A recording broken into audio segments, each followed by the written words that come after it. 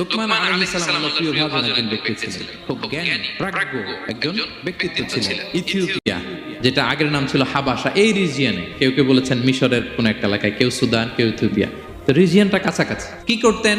বেশিরভাগ তাফসিরে এসেছে তিনি মেষ পালক ছিলেন, ছাগল চড়াতেন, এবং তিনি দাস ছিলেন, মুক্ত জীবন তার ছিল না। তিনি একজন মনিবের আন্ডারে তার ছাগলগুলো মরুভূমিতে যেয়ে চড়াতেন। মজার ব্যাপার হচ্ছে, সারা দুপুর, সারা বিকেল, সারা দিন ছাগল চড়িয়ে আসার পরে লোকমান যখন বাসায় ফিরে আসতো, তখন এলাকার লোকজন সবাই লোকমানের কাছে জড়ো হতো, আর উনি তাদেরকে তার প্রজ্ঞা, তার বিজ্ঞচিত কথাগুলো শেয়ার করতেন, শোনাতেন, এগুলো বলতেন। তো এগুলো দেখে লোকমানের মালিক অবাক, কিরে, আমার কাছে এলাকার কেউ আসে না, কিন্তু আমার দাস দেখতে কুৎসিত কালো, এই লোকমানের কাছে সবাই এসে ঘিরে থাকে, কি ওর কাছে কি পায়, কি আছে ওর কাছে? তো শ্রোতাদের কয়েকজনকে ডেকে বলল, ঘটনা কি? তোমরা সবাই লোকমান সন্ধ্যাবেলায় ফিরে আসলে তার পাশে জড়ো হও কেন? কি পাও? কি ওর এত বিজ্ঞতা, এত জ্ঞান, এত প্রাজ্ঞতা কিসের দেখি? তো আজকে সন্ধ্যাবেলায় ফিরছে, উনি বলতেছে, ইয়া লোকমান,